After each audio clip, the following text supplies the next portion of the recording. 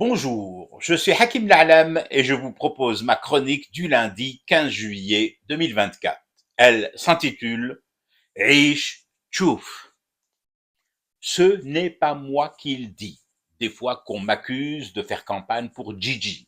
Innocent votre honneur, je n'y suis pour rien, je ne les ai pas cherchés, ils sont venus taper sur ma boîte crânienne après s'être affichés sur mon écran. Ce sont les chiffres officiels du très officiel ONS, l'Office national des statistiques. L'espérance de vie des Algériennes et des Algériens est en hausse sensible. Elle a grimpé ces 4 dernières années pour atteindre les 79,6 années. Ce que ça suscite en moi, là, tout de suite. Déjà, je pense à la nana ou au mec qui casserait sa pipe à 79 ans, 5 mois et 29 jours. Lui ou elle aura échappé à cette statistique. Nous jouons là un tour pendable. On ne fait pas ça lorsqu'on est un bon citoyen. Se tailler la veille ou l'avant-veille du 6e mois. Non. Mais chez Hakalik, on attend sagement le 7e, le 8e, le 9e, le 10e, le 11e et le 12e mois pour pouvoir figurer triomphalement dans le palmarès de l'ONS lorsque l'Office publiera dans 4 ans, en plein second mandat de Gigi, les nouveaux chiffres de l'espérance de vie des Désédiennes et des Désédiens. Si Gigi est réélu, bien sûr, parce que les Algériens vivent peut-être plus longtemps, mais comme vous le voyez, ils gardent leur sens de l'humour. Mais bon, tout en me disant que les gens devraient y mettre du leur, en tenant la distance, en ne nous lâchant pas en route comme ça, en pleine statistique, soyons indulgents, el hukm and rabbi, comme disait ma vénérable maman. Maintenant, nous avons ce chiffre sur les bras. Qu'allons-nous en faire?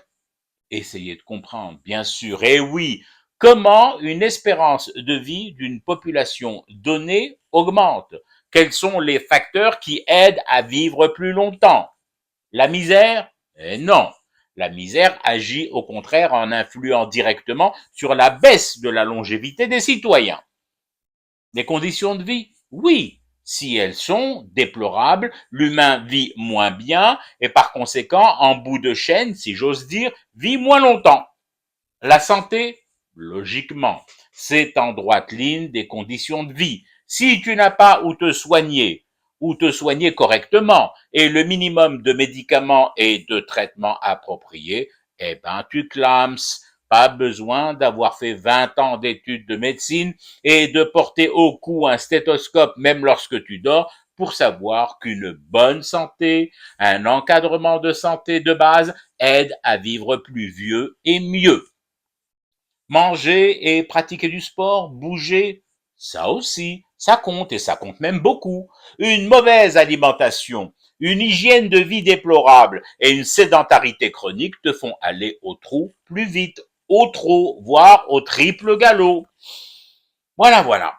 Si je comprends bien et si j'essaie de résumer en toute objectivité, nous vivons plus longtemps en désédie, notre espérance de vie a augmenté pour atteindre en 4 ans cette appréciable statistique de 79 ans et 6 mois, parce qu'en 4 ans, justement, la misère a reculé, les conditions de vie se sont améliorées, la santé aussi, l'alimentation et l'activité et les loisirs et le sport et tout.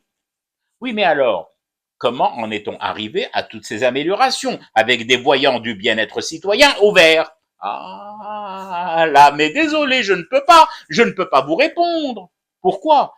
Parce que si je vous réponds, pour le coup, vous allez m'accuser de faire campagne pour Gigi. Souvenez-vous de mon avertissement en début de chronique. Je ne suis pas là pour faire campagne pour qui que ce soit. Pas le temps pour ça. Trop occupé que je suis à améliorer la mienne d'espérance de vie et ma longévité en fumant du thé pour rester éveillé à ce cauchemar qui continue. C'était Hakim La'alam, je vous retrouve demain pour une autre chronique et une autre façon de dire son amour à l'Algérie.